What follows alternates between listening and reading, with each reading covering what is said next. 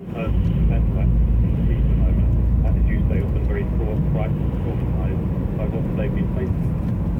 for that. It's been a fight from former Chief Constable of Greater Manchester Police and also Ken Hines, who was on chair of Haringey's Independent Stop and Search Monitoring Group. It's 8:15. This is BBC 5 Live on digital, online, smartphone and tablet. And it's at 5 Live Breakfast. There's a golden orb in the sky outside the window. Lucy Martin, I'm not quite sure what it is. Can you explain? Good morning. You may have missed it over the last few days, but today we are looking at a dry and bright day for most, with lots of spring sunshine on the way. A bit of a chilly start this morning, a few patches of ice in the north, and 1 or 2 wintry showers in the north and west of Scotland, wintry over the hills. But there are some good spells of sunshine across Scotland, although the cloud will tend to increase from the west as we move into the afternoon, turning the sunshine hazy. Elsewhere, we're looking at a bit more in the way of cloud lingering across parts of East Anglia, Kent, Sussex at the moment, but that is going to clear its way southeast, and then we're looking at a dry, bright day, plenty of sunshine, perhaps a little bit of fair weather cloud bubbling out at points, and again in the west the sunshine turning hazy thanks to a bit of high-level cloud. Temperatures today a maximum of 10 to 13 degrees Celsius in the south, between 5 and 10 degrees Celsius in the north. My microphone over cafe etiquette. Yes. Don't ask me if I finish with the paper. It's my paper. Oh, right. David yeah. covered. Douglas had to be on a bus. Took the bus. Is that you finished with that paper? Yeah. No. Yeah, but don't you leave it there? I do. I leave it for the next person. It's like a baton. You choose who you pass it on to. Yeah. Not you, mate. I thought it was a button. Burglary should never be underestimated and trivialised. It's a gross intrusion on a person's property and personal mental state, and the older the victim, it can have serious consequences affecting their mental state. Lots of thoughts on this. I was upstairs, heard the back door being kicked in, says this. I ran downstairs, 2 flights, stomping as loudly as I could. By the time I got downstairs, they'd discarpered. I didn't consider what might have happened if they hadn't legged it. I know burglars don't like to be disturbed. It's 8:17. Across the UK, this is BBC 5 Live. 5 Live Breakfast. Let's talk about a very dramatic night of football last night, and a bit of drama before the Liverpool-Man City meeting at Anfield. Chris? The Manchester City team bus had a shattered window after it came under fire from missiles. As it drove into Anfield, there were smoke bombs, flares let off. It's been described as appalling. Manchester City, do you think perhaps they were a little bit spooked about that and the hostile Anfield atmosphere? Maybe spooked about, obviously, what happened with the bus. In terms of the hostile Anfield atmosphere, they already had it when they lost 4-3 Manchester City, and I'm pretty sure I'm right.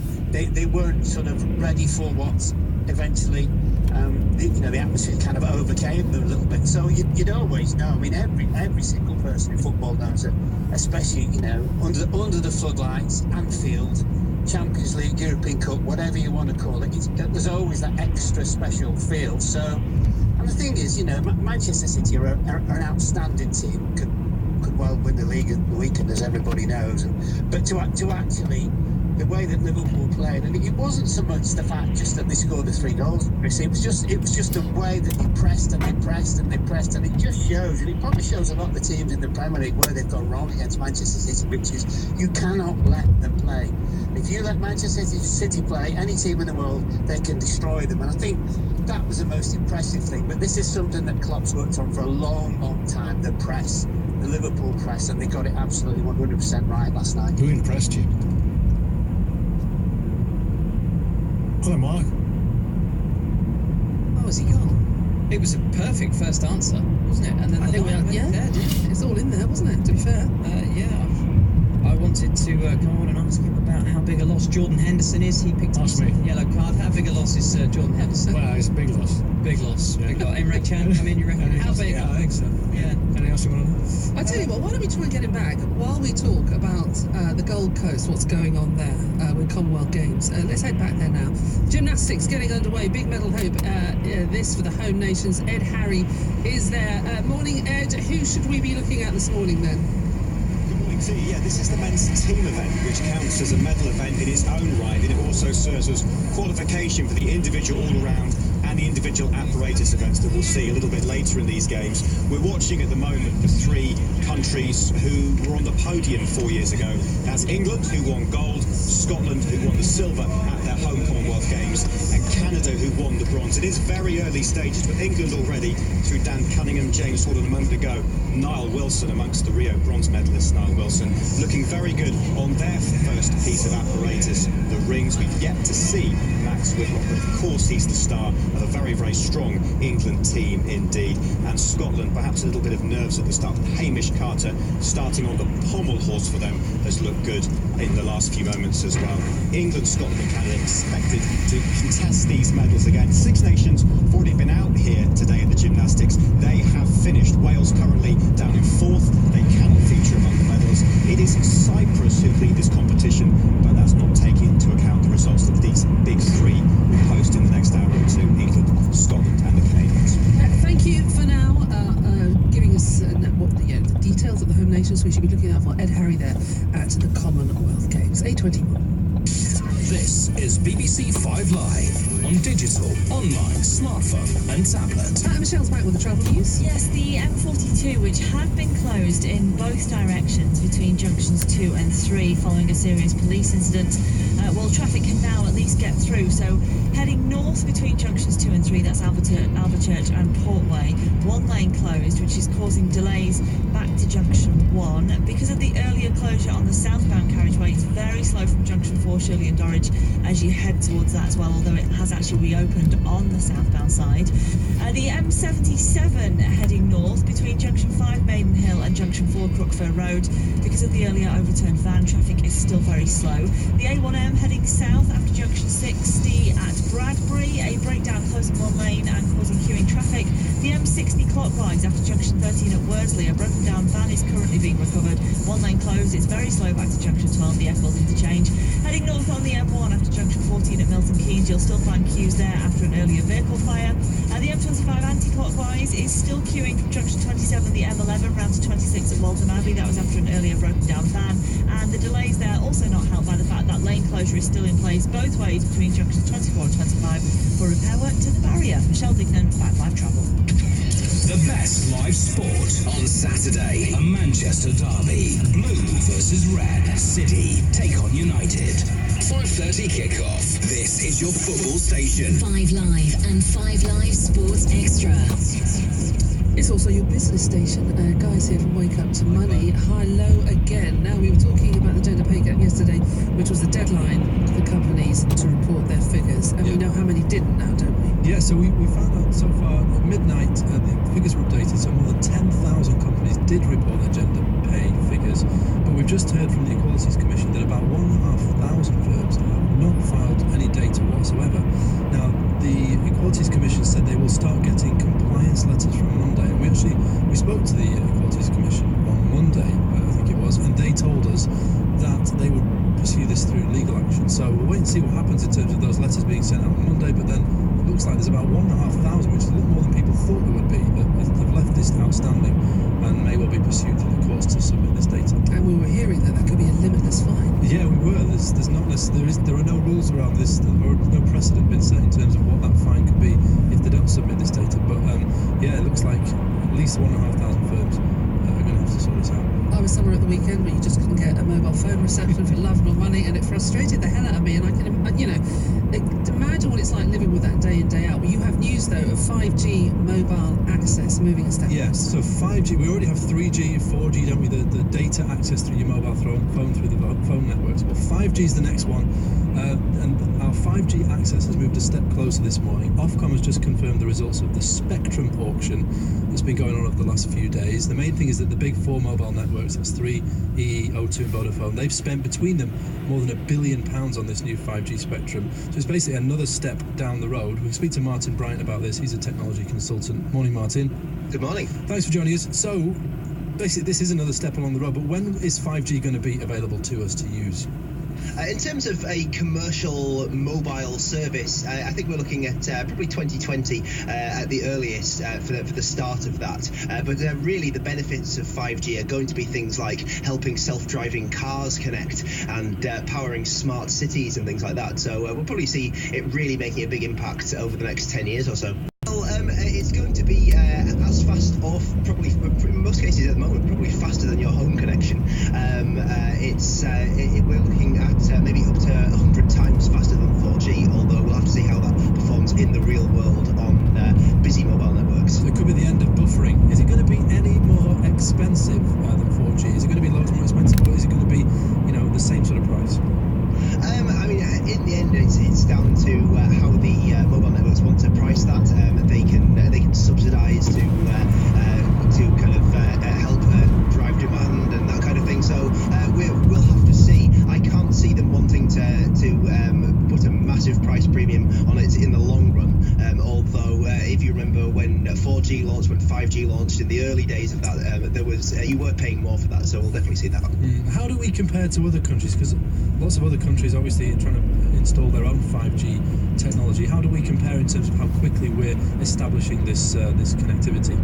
Well, you look around the world, most places are looking at 2019, 2020 for their first commercial services. There are various test pockets of testing going on around the world. Just recently, the UK has been looking for a test city for 5G in the UK, for example.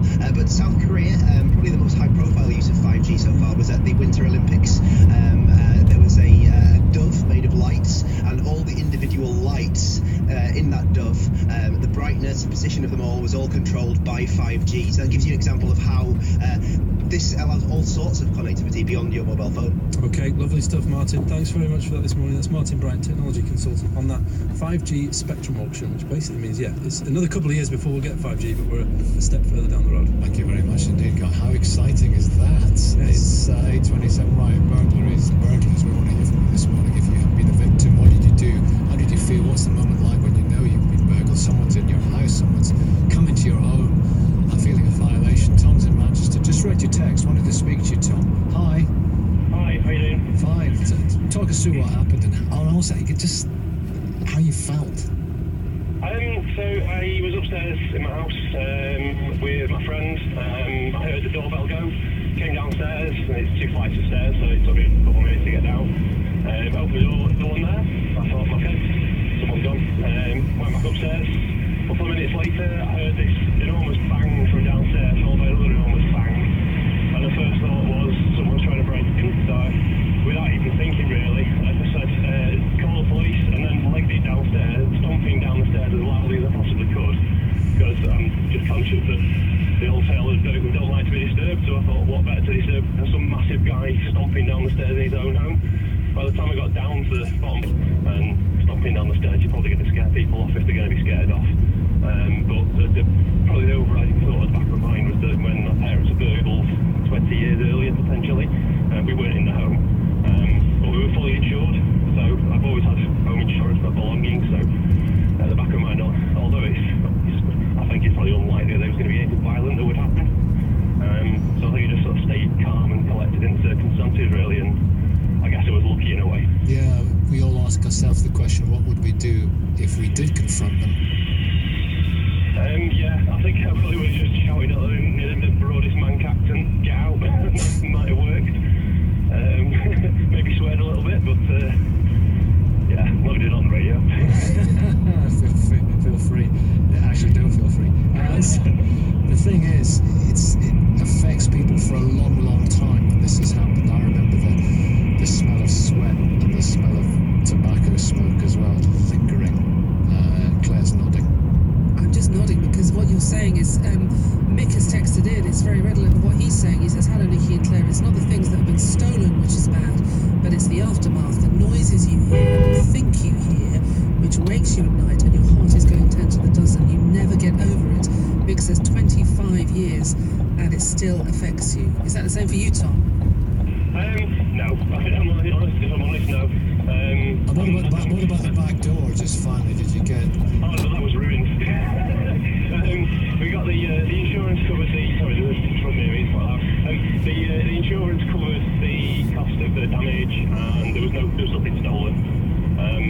this sort of sneaky sort of, I guess it was sort of a coping mechanism at the back of her mind. I thought that they managed to kick the back door in, looked in, saw an absolute pigsty of that room, and then heard this massive noise stomping down the stairs and scampered.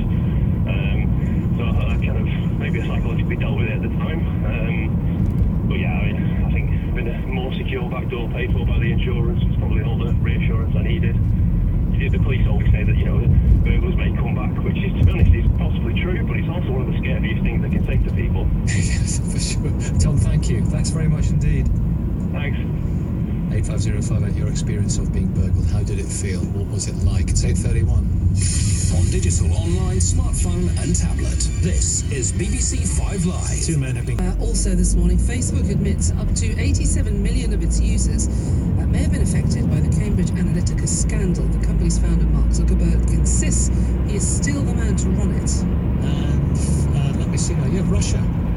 Russia's calling for the UN Security Council to meet to discuss the Salisbury nerve agent attack. It wants to challenge the UK's claim the Kremlin was behind the poisoning. And there's been another steep drop in the number of new cars being registered in the UK. The Society of Motor Manufacturers and Traders says the market shrank by more than 15% last month compared to the same time last year. More information flooding in on the green jacket and who's allowed to wear it, but I shall tell you more on that after you've brought us the rest of the day sports. What a tease. Tease. So I've got it in front of me. That's fine, you've got 3.5 minutes. A first half rampage helped Liverpool hold a 3-0 first leg lead over Manchester City in the Champions League quarter-final. Magic Mo sent them on their way. Salah! Liverpool scored first! Liverpool strike first! And it had to be Mo Salah! He's been to the cup! Yes, Salah scoring his 38th goal of the season, but he then limped off with a groin problem. Liverpool were already 3-0 up at that point after further goals from Oxlade, Chamberlain and Mane. Jurgen Klopp was delighted with the influence of his front 6 players. All 3 midfielders were absolutely brilliant, and our 3 offensive guys were in the right spaces and supported them. That's the only way to get anything against Man City. Well, Pep Guardiola maintains City can still advance from next week's second leg. I think in this room there is nobody except the guys who is talking to you believe you are going to go through. Tomorrow we're going to try to convince ourselves in this week to try it in 6 days. Liverpool Football Club have condemned supporter behaviour outside the ground. City's coach was attacked prior to kick-off. A window was shattered. In the night's other Champions League tie, Barcelona beat Roma 4-1, while the Scottish Premiership leaders Celtic drew 0-0 with Dundee. Now, the Commonwealth Games are well and truly underway in Australia, but they go ahead without the hosts' main star. The world sprint hurdles champion Sally Pearson is out with an Achilles problem. Absolutely gutted. There were a lot of tears flowing. There were a lot of emotions, I guess you could call it grief, going through the sort of numb phase first and then going through the crying phase and then speaking to Craig and Paul and just double-checking, triple-checking that this is the right decision that we've made. Scotland's Mark Austin secured triathlon bronze, but the Brownlee brothers both missed the medals as South Africa's Henry Schumann took gold. 2-time Olympic champion Ali Brownlee was the first brother to fade.